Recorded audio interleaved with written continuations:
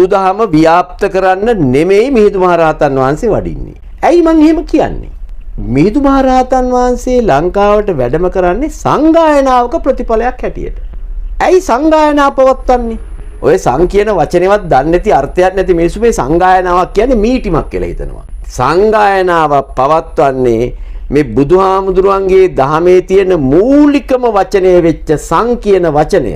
සං කියන්නේ ලෝභ, ද්වේෂ, මෝහ එකතු කිරීම කියන අර්ථය.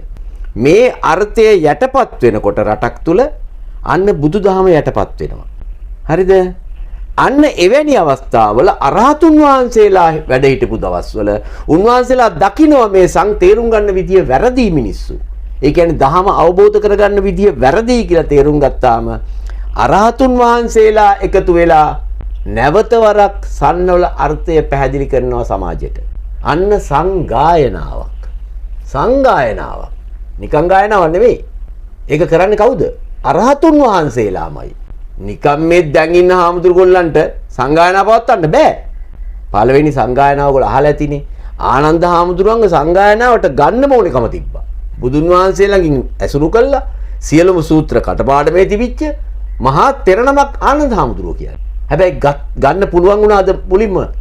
බැරි වුණා. මොකද්ද කිව්වේ? ඔබ වහන්සේ අරහත් ඵලයටපත් වෙන්න එතකොට අපිට සංගායනාවට ඔබ වහන්සේව ගත්ත හැකි. උන්වහන්සේව අරහත් ඵලයටපත් වෙන්න ඇරලා සංගායනාව කල් දාගෙන හිටියා. මොකක් නිසාද? ආනන්ද හාමුදුරුවෝ රහත් වෙනකම්. අන්න රහත් ඵලයටපත් වුණාන් පස්සේ තමයි සංගායනාව තිබෙන්නේ. ඒ නිසා තේරුම් ගන්න සංගායනාවක් නිකම් භික්ෂුන් වහන්සේලාට කරන්න බෑ. සංගායනාවක් කරන්න ඕනේ අරහතුන් වහන්සේලා. අරහතුන් වහන්සේලා ළඟ පමණයි එදා බුද්ධ වචනේ නිවැරදිම තියෙන්නේ. මක් නිසාද? ඒ අරහත් ඵලයටපත් වූ පිරිස නිසා. අන්න සංගායනාවත්. එතකොට මේ සංගායනාවෙන් කරන්නේ සංගායනාවකින් කරන්නේ මොකද්ද? නැවත බුදුදහම පණ පිහිටවීම. සංවල අර්ථය නිවැරදිව කිරීම. මොකද්ද මේකෙන් කරන්නේ කියන්නේ? දහම විකෘතිව තියෙන තැන්වලට නිවැරදි දහම ගෙනියන එක. තේරෙනවද මම මේ කියන එක? දහම ප්‍රචාරය කිරීම නෙමෙයි මේ සංගායනාවේ කාර්යය. හරිද?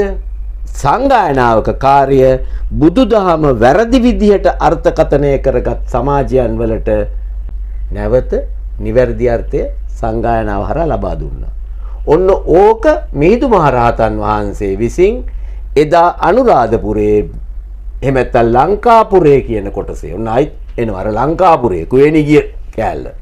එතෙන්ට ගිහිල්ලා දහම පිරිහිලා තිබ්බ නිසා හරිද? මොකද්ද කළේ? ගිහිල්ලා නිවැරදි දහම අවබෝධ කරලා දුන්නා.